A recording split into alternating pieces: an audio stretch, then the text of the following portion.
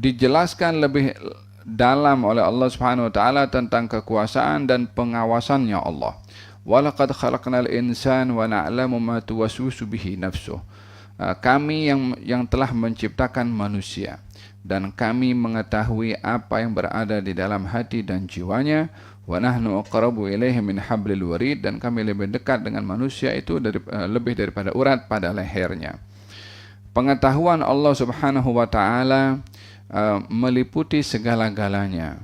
Dikatakan Allah Maha mengetahui apa yang sudah berlaku, yang sedang berlaku dan yang akan berlaku. Pengetahuan Allah itu tidak didahului oleh ketidaktahuan sehingga Allah menjadi yang baru tahu. Tidak berlaku demikian kepada Allah. Manusia mengetahui tapi didahului ketidaktahuan. Daripada jahil menjadi orang yang alim atau mengetahui. Hal itu tidak berlaku kepada Allah Subhanahu wa taala. Manusia punya pengetahuan terhad kepada batasan-batasan tertentu. Manusia tidak boleh mengetahui apa yang akan berlaku hari esok atau nanti ataupun 100 tahun yang akan datang. Tapi Allah Subhanahu wa taala mengetahui apa bila-bila masa, di mana saja. Manusia berada di dalam sekarang ini kita berada di musalla madrasah tazkiyah. Kita tidak tahu apa yang berlaku di luar pintu madrasah. Ada kereta ke, tak ada kereta ke, ada orang ke, tak ada orang ke. Pengetahuan kita terhad. Allah Subhanahu wa taala sama sekali tidak terhad pengetahuannya. Manusia mengetahui apa yang kita dengar kalau berbicara, tapi tak ada yang tahu isi hati. Allah Subhanahu wa taala tahu isi hati manusia yang sedang kita bercakap di dalam ataupun isi hati yang akan kita cakapkan di masa akan datang. Allah pun sudah Maha mengetahui. Ya'lamu sirra wa akhfa. Allah itu tahu apa yang rahasia dan yang lebih tersembunyi daripada rahasia. Apa yang tersembunyi daripada rahasia? Kalau saya berbicara dalam hati saya, semua tak ada yang tahu apa saya cakap. Tapi Allah Subhanahu wa taala tahu apa saya cakap. Yang akan datang, mungkin saya akan bercakap sesuatu. Sekarang saya tak tahu nanti saya akan cakap apa. Tapi Allah sudah tahu apa yang akan saya cakap yang rahasia di masa akan datang. Sementara saya belum lagi cakap. Tiada siapa yang menghalang pengetahuannya, Allah Subhanahu wa taala. Walihada katanya Allah menciptakan manusia dan tahu apa yang bersemadi, apa yang bermain dalam perasaan, dalam hati manusia daripada kata-katanya. Walihada perkataan manusia ini ada perkataan melalui lisan, ada perkataan melalui hati. Kedua-dua diketahui oleh Allah Subhanahu wa taala. Yang baik dikira baik dan diberi pahala, yang buruk akan dikira sebagai dosa. Hanya ada beberapa hal yang bermain dalam hati kita berupa kata-kata yang sekedar lintasan sahaja. Maka bila lintasan itu lintasan yang baik, itu adalah ilham dari Allah Subhanahu wa taala. Seperti terlintas dalam hati untuk bersedekah. Seperti terlintas dalam hati untuk bersilaturrahim, contohnya. Terlintas dalam hati untuk menolong orang yang susah. Baru lintasan dalam hati, itu suara dalam hati baik. Itu bahagian daripada ilham yang diberikan oleh Allah kepada orang itu. Ada kalanya lintasan dalam hati tidak baik. Ingin mengambil barang si fulan, ingin mengganggu si fulan, ingin memutuskan silaturahim dengan si fulan. Baru di dalam lintasan hati. Hal ini diketahui juga oleh Allah Subhanahu wa taala. Hanya yang beza adalah lintasan dalam hati yang tidak baik tidak akan dicatat sebagai satu dosa selagi tidak dilakukan. Tapi lintasan dalam hati yang baik akan dicatat sebagai pahala walaupun belum dilakukan. Walihada dalam hadis dinyatakan man hamma bihasanatin falam ya'malha kataballahu lahu hasanah wahidah. Kalau orang yang berazam berbuat kebaikan tapi tidak terlaksana, dicatat oleh Allah satu pahala. Niat nak berbuat baik tapi tak dilakukan. Niatnya itu pun sudah menjadi satu amalan yang diberi satu pahala. Kalau dilakukan akan diberi balasan 10 sampai ke 700 kali ganda pahala diberikan oleh Allah Subhanahu wa taala. Tapi kalau orang berazam untuk melakukan perkara yang tidak baik lalu tidak dilakukan, maka dalam hal ini tidak dicatat sebagai satu dosa. Faham, Tom? Dan ini rahmat dari Allah Subhanahu wa taala kepada makhluk yang mukallaf daripada jin dan manusia pada azam, nawaitu, keinginan di dalam hati ingin melakukan sesuatu. Dalam hadis Nabi Muhammad sallallahu alaihi wasallam, beliau bersabda, "Innallaha tajawaza li ummati ma haddathat bihi anfusuha ma lam taqul aw ta'mal." Sesungguhnya Allah Subhanahu wa taala memaafkan ke atas umatku apa yang dibicarakan di dalam hatinya selagi dia tidak bercakap dengan lisannya atau tidak melakukan dengan perbuatannya. Contohnya kalau ada orang lintas dalam hati, contohnya saya akan ambil barang si fulan. Ini kan kata-kata yang tidak baik. Nak mencuri. Selagi dia tidak melakukan, maka tidak ditulis sebagai satu dosa, bahkan ianya dimaafkan oleh Allah Subhanahu wa taala. Hada berkenaan, tapi bagi mereka para arifin, walaupun tak dicatat sebagai dosa, tapi mereka malu kepada Allah Subhanahu wa taala karena melakukan sesuatu tersembunyi di dalam hati, orang lain tak tahu, tapi yang Maha mengetahui tahu apa yang diniatkan oleh seseorang tersebut. Fahimtum? Oleh hada, ayat ini ingin mengajak kepada kita memahami betapa Allah mengawasi isi hati kita dan kita memerhatikan pengawasan Allah agar supaya tidak terlintas dalam hati ini kecuali yang baik sahaja. Seperti kalau kita punya niat melakukan hal yang tidak baik, kalau dilakukan di hadapan orang kita malu, demikian juga kalaupun orang tak tahu tapi Allah tahu, kita pun juga perlu malu kepada Allah Subhanahu wa ta'ala. Walaqad khalaqnal insan wa na'lamu ma tuwaswisu bihi nafsuhu. Kami yang ciptakan manusia dan kami tahu apa yang bersemadi dalam hatinya, apa yang dicakap dalam jiwanya. Wa nahnu aqrabu ilaihi min hablil warid, dan kami lebih dekat dengan manusia daripada urat pada lehernya. Kalimat kami ada dua makna. Yang pertama adalah dimaksudkan kami di sini adalah Allah Subhanahu wa taala. Namun bila dikatakan Allah Subhanahu wa taala lebih dekat daripada urat leher manusia, ianya bukan menunjukkan dekat pada tempat. Karena hakikatnya Allah Subhanahu wa taala tidak bertempat dan tidak perlu dikatakan dekat dan lebih dekat. Karena Allah Subhanahu wa taala dekat dengan segala-galanya, dengan pengetahuannya, dengan pengawasannya, dengan maha kekuasaannya, tanpa diukur kedekatan itu dengan jarak. Macam saya sekarang dengan soft pertama dekat, dengan yang belakang sana dekat juga, tapi yang sini lebih dekat. Nah, ini kan dengan jarak kita dekatnya. Atau kalau kita berkawan, oh ini kawan rapat saya, adakah maksudnya rapat dalam duduk ke? Ini kawan dekat saya, adakah maknanya dekat tu duduk? Mungkin dia tengah pergi ke umrah, wala pergi ke ziarah, pergi ke Madinah orangnya. Tapi kita kata dia dekat, ya kan? Dekat di hati katanya orang. Falhasil kedekatan pada Allah Subhanahu wa taala tidak diartikan dekat pada tempat dalam posisi yang berjarak. Ana jalisu man dzakarani, saya ini duduk rapat dengan orang yang berzikir kepada saya, kata Allah Subhanahu wa taala. Adakah bermakna Allah duduk sebelah saya kalau sedang berzikir dengan Allah Subhanahu wa taala? Tidaklah berfikir seperti itu, menunjukkan kebersamaan Allah Subhanahu wa taala bersama dengan orang-orang yang berzikir. Ini makna yang pertama pada dekat. Kami lebih dekat dengan manusia berbandingkan urat pada lehernya. Kalau urat pada leher kalau lebih dekat, maknanya apa? Adakah berada di sebelahnya urat leher?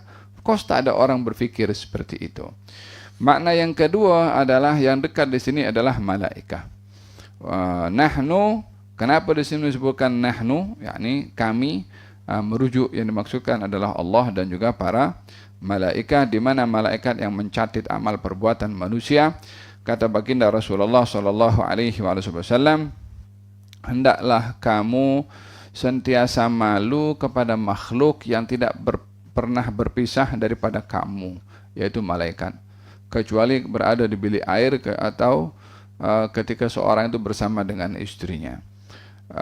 memberitahukan baginda Rasulullah bahwasanya adanya malaikat yang sentiasa bersama dengan manusia untuk mencatat dan memastikan serta menjadi saksi akan perbuatannya. Mungkin dia buat dosa senyap-senyap, orang lain tak nampak, tapi malaikat boleh nampak dan catat. Sehingga tiada sesiapa yang terlepas daripada catatan malaikat di mana saja dia berada, di mana malaikat tidak pernah berpisah daripada manusia. Faham tu? Ada dua makhluk yang tidak pernah berpisah dengan manusia. Yang pertama namanya syaitan qarin. Namanya syaitan qarin. Apa itu? Fabi'sal qarin itu.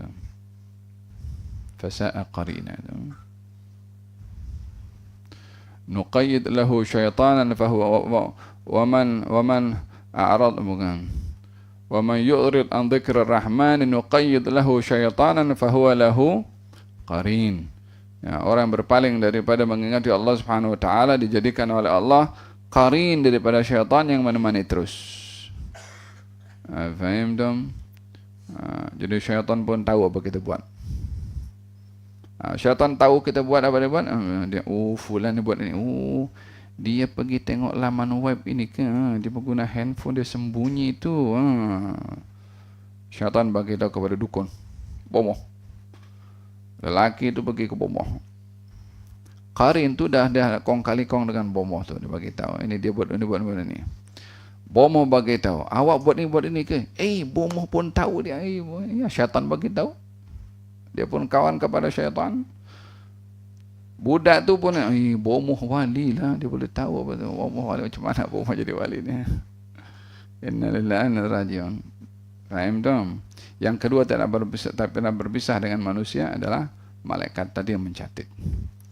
Oleh hada kata baginda Rasulullah sallallahu alaihi wasallam, hormatilah malaikat yang sentiasa menemani kepada kamu. Gal ba'dus salihin sampai kadang-kadang kalau pergi ke mana-mana itu dia bawa selendangnya.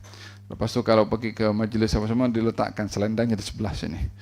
Kalau mungkin malaikat nak duduk kat sini supaya menghormati. Bukanlah malaikat perlu kepada itu sejadah atau syal untuk ingin mengingatkan kepada dirinya, hey, kamu tak seorang, kamu tidak sendirian. Sentiasa ada yang bersama dengan kamu daripada utusannya Allah, yaitu malaikat untuk mencatat. Wa nahnu aqrabu ilaihi min hablil warid. Yang kedua adalah maksudnya malaikat yang sentiasa bersama dengan manusia. Pada ayat ini Allah Subhanahu wa taala ingin memberitahukan bahwasanya manusia sentiasa 24 jam berada dalam pengawasannya Allah. Diketahui apa yang dilakukan oleh manusia. Dicatat semua dilakukan oleh manusia.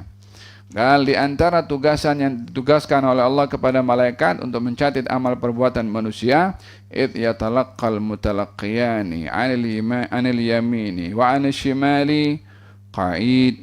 Ketika yatalaqqa, yakni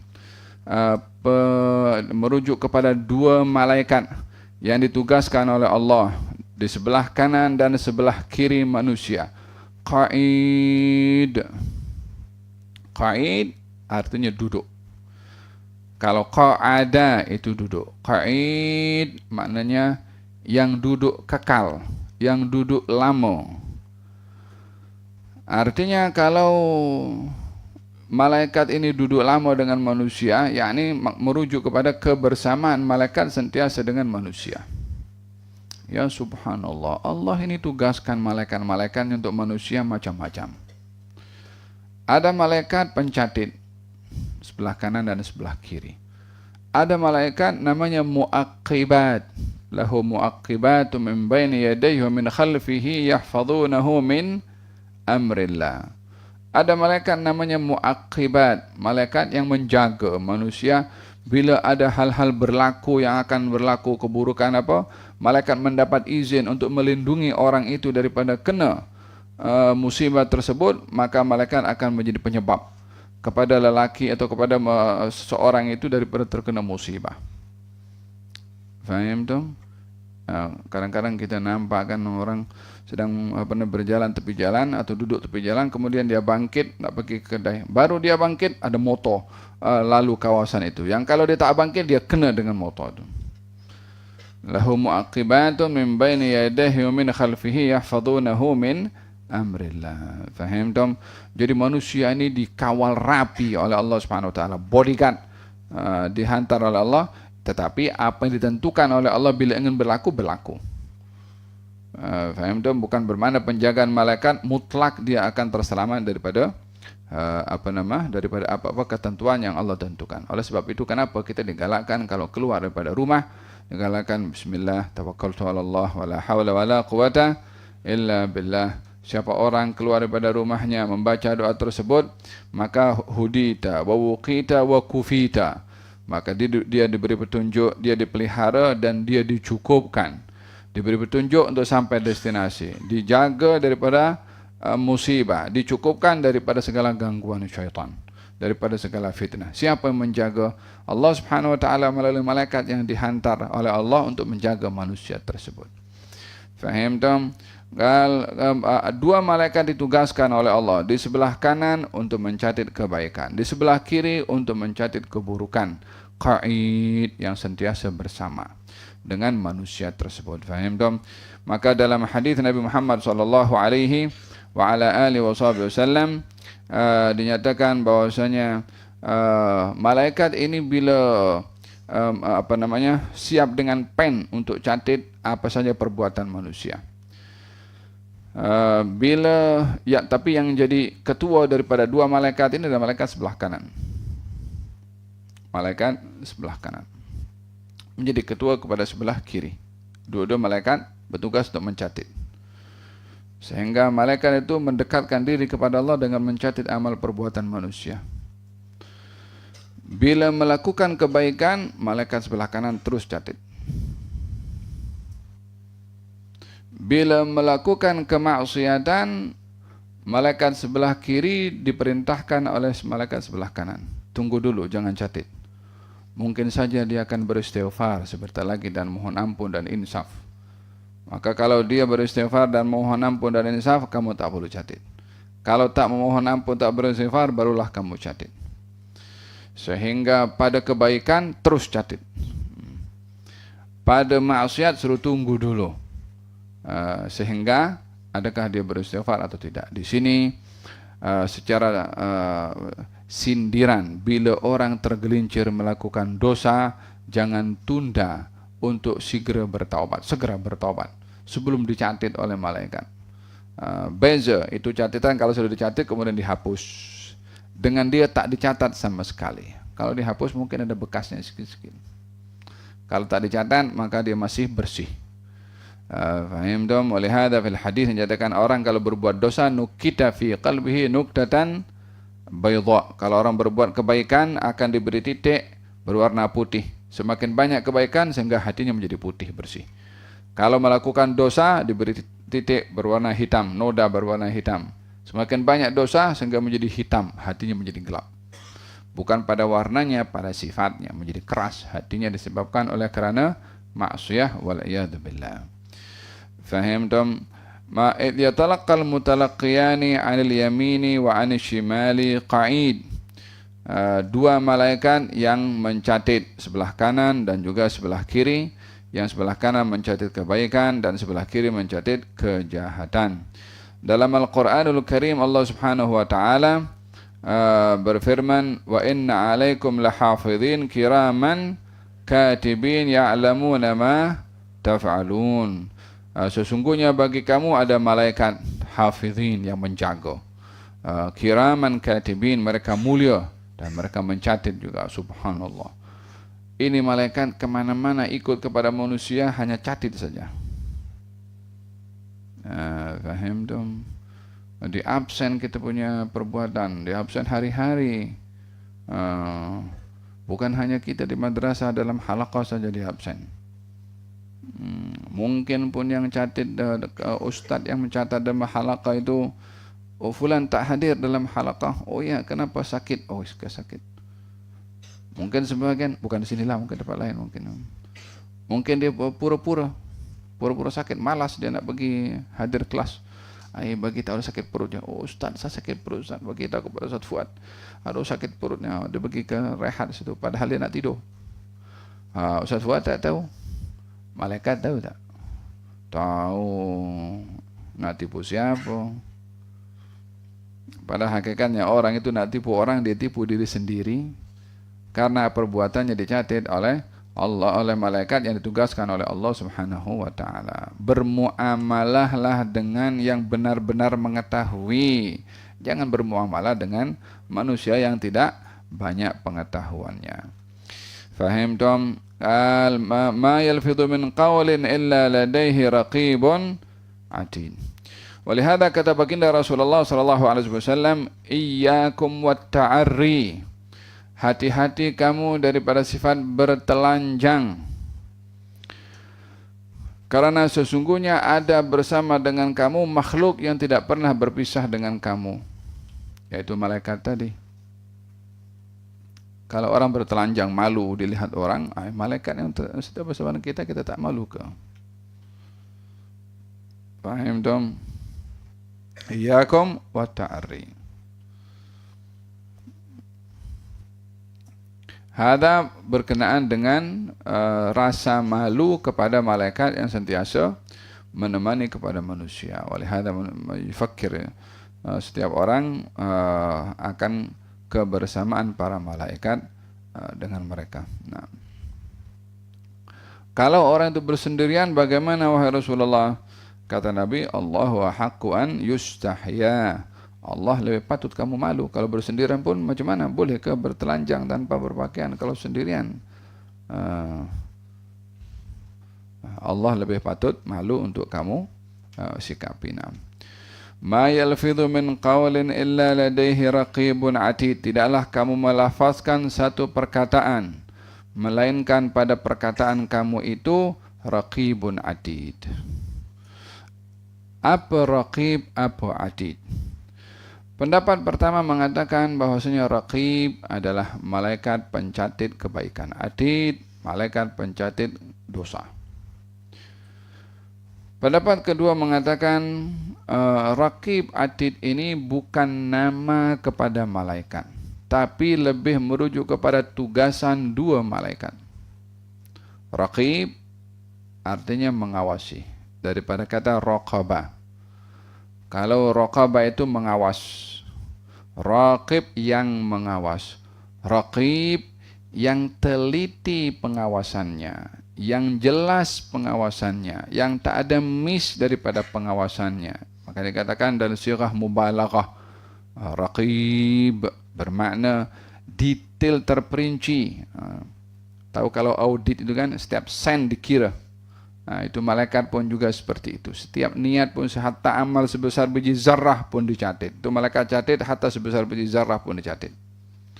Atid yang menyediakan segala-gala catatan yang dicatat. Raqib yang mengawasi, yang mengetahui, yang menyaksikan. Atid yang menyediakan catatan itu. Jadi raqibun atid itu sifat kepada dua malaikat yang bertugas mengawas dan mencatat, menyediakan catatannya. Itu pendapat yang kedua tentang kalimat raqibun atid. Pendapat yang pertama mengatakan dua malaikat, yang namanya raqib dan juga namanya atid. Yang kedua mengatakan itu dua sifat kepada dua malaikat. Dua sifat kepada dua malaikat. Yang pertama mengawas, yang satu adalah yang menyediakan hasil catatan itu. Ma yalfidhu min qawlin, apa yang dicatat? Ma yalfidhu min qawlin, apa yang dikata. Kalimat yalfidhu yang terkeluar daripada mulut berupa kata-kata. Qawlin perkataan, walaupun hanya one word. Menjadi perbezaan ulama juga, adakah yang dicatat itu semua apa yang keluar daripada mulutnya? Kita bercakap sekarang hampir 45 menit. Saya pun tak tahu berapa banyak saya bercakap kalimat yang keluar daripada saya punya lisan. Tapi malaikat catat. Setiap satu huruf, setiap kalimat itu dicatat semua. Kita tak boleh nak catat. Kalau nak ulang balik, saya kena record balik itu. Kena catat satu-satu, baru saya boleh tahu berapa banyak saya bercakap dalam 45 menit. Tapi malaikat expert. detail satu-satu, dicatat semuanya. Faham dong? Ada mengatakan tidak, yang dicatat itu hanya yang ada kaitan dengan pahala dan dosa. Kata-kata yang ada kaitan dengan pahala, yang ada kaitan dengan dosa, itu saja yang dicatat. Selebihnya tidak dicatat. Pendapat yang pertama tadi mengatakan semuanya dicatat. Hatta orang kata, saya nak pergi makan dekat kedai, itu pun dicatat. Saya nak beli durian, itu pun dicatat. Sehingga orang nanti di hari kiamat bila menerima kitabnya itu, dia mengatakan, mali hadal kitab la yughadiru saghiratan wala kabiratan illa ahsaha wa wajadu ma amilu hadira wala yadhlimu rabbuka ahada. Orang terima kitab terkejut. Macam mana yang kecil, yang besar, yang kecil dicatat, yang besar pun juga demikian. Kata Sayyidina Abdullah bin Abbas, yang kecil senyuman. Orang senyum kepada orang lain dicatat. Bukan kata-kata. Ya, tapi itu perbuatan juga. Ada orang senyum sedekah, ada orang senyum sinis, ada orang senyum perli. Yang mana satu daripada senyuman itu, makna pada senyuman itu dicatat. Faham dong? Ma yalfidhu min qawlin illa ladaihi raqibun atid wa ja'at sakratul maut bil haqq. Dzalika ma kunta minhu tahid. Wa ja'at, telah datang sakrah. Sakrah maksudnya syiddah, pedihnya atau sakitnya. Al maut, kematian. Bil haqq, dengan benar. Dzalika ma kunta minhu tahid, itulah kamu yang mengelak daripadanya. Dalam hadis Nabi Muhammad SAW mengenai perkataan, innar rajula la yatakallamu bil kalimati min ridwanillah ta'ala ma yadhunnu an tablugha ma balagat yaktubullahu azza wa jalla lahu biha ridwanahu ila yaumi yalqah. Seorang lelaki tidak berkata dengan satu kalimat, yang kalimat itu menepati ridhonya Allah. Dia tidak menyangka kalimat itu akan sampai kepada darjat tersebut, namun ianya dicatat oleh Allah Subhanahu wa taala untuk lelaki tadi mendapatkan redha di hari perjumpaannya dengan Allah. Wa innar rajula la yatakallamu bil kalimah min sakhatillahi ta'ala ma yadhunnu an tablugha ma balaghat yaktubullahu ta'ala alaihi bima sakhitahu ila yaumi yalqah. Dan ada orang yang berkata dengan satu kalimat, kalimat tadi menepati murkanya Allah, dan dia tidak menyangka kalimat itu sampai kepada peringkat tersebut, dicatat oleh Allah untuk dia mendapatkan murka dari Allah nanti di hari kiamat. Walihada ba'd salihin, ba'd sahabat meletakkan batu di mulutnya, digigit, yang boleh untuk bila ingin berbicara baru diambil itu digigit untuk dia berbicara. Sebab apa? Dia lidah ini kan dia tak ada break atau apa namanya, tak bertulang, dia mudah untuk nak bercakap. Kalau ada satu yang digigit maka dipikir dulu, kan kalau dia bercakap itu dikeluarkan dulu apa yang digigit. Pada masa itu dia pikir nak cakap ni cakap berfaedah atau tidak. Sebab setiap kata-kata ada catatannya, ada penilaiannya. Oleh hada, hati-hati kalau cakap dengan kawan-kawan, hati-hati kata-kata jangan sampai menyakitkan. Jangan kata-kata berupa ancaman, menakutkan kepada orang. Faham tuh? Kata-kata itu akan dicatat dan akan dipertanggungjawabkan. Wajat sakaratul maut bil haq, telah datang pedih dan sakitnya kematian dengan benar. La ilaha illallah. Walihada, di antara doa baginda Rasulullah sallallahu alaihi wasallam, Allahumma hawwin alayya si sakaratul maut, atau kama qala, ya Allah ringankan kepada aku daripada pedihnya sakaratul maut, daripada pedihnya sakaratul maut. Oleh hada dalam beberapa athar disebutkan bahwasanya sakaratul maut ini adalah umpama ketika ditanya tentang bagaimana pedihnya sakaratul maut, katanya umpama orang yang dia dimasukkan dalam tubuh badannya melalui mulutnya macam batang yang banyak berduri, dimasukkan sampai ke dalam setiap organ bagian dalam. Kemudian batang itu ditarik dengan sekuat-kuatnya untuk keluar. Apa yang sangkut dengan duri daripada organ dalaman itu akan sangkut, yang akan terlepas pun di dalam akan terlepas. Dahsyatnya bagaimana sakaratul maut ketika terpisah daripada tubuh badan. Inna ilal mauti la sakarat. Sesungguhnya kematian itu ada sakarat, ada sakit. Dalam Al-Quranul Karim Allah Subhanahu wa taala menjelaskan wan nazi'ati gharqa wan nasyitati nashta. An-nazi'at malaikat pencabut nyawa yang tak nak keluar. An-nasyitat malaikat pencabut nyawa yang mudah untuk keluar, yakni dibezakan. Nazi'at mencabut. An-nasyitat yang mengambil dengan mudah. Berarti ada dua keadaan di situ. Ada orang yang dia dicabut nyawanya daripada orang-orang yang jahat. Nyawanya tak mau keluar karena bila keluar yang akan datang lebih lagi dahsyat. Maka dia ditarik sekuat-kuatnya untuk keluar. An-nazi'at. An-nasyitat malaikat yang mencabut nyawa orang-orang beriman. Walihada dalam Al-Quranul Karim Allah berfirman, Alladzina tawaffahumul malaikatu tayyibin. Ada orang yang dimatikan oleh malaikat itu tayyibin, dalam keadaan baik, mudah ruhnya keluar. Dicabut dengan lembut, umpama tarik rambut pada tepung. Faham dom? Sebahagian dianugerahkan sedemikian. Sebahagian ada merasakan pedihnya kematian, sakarat.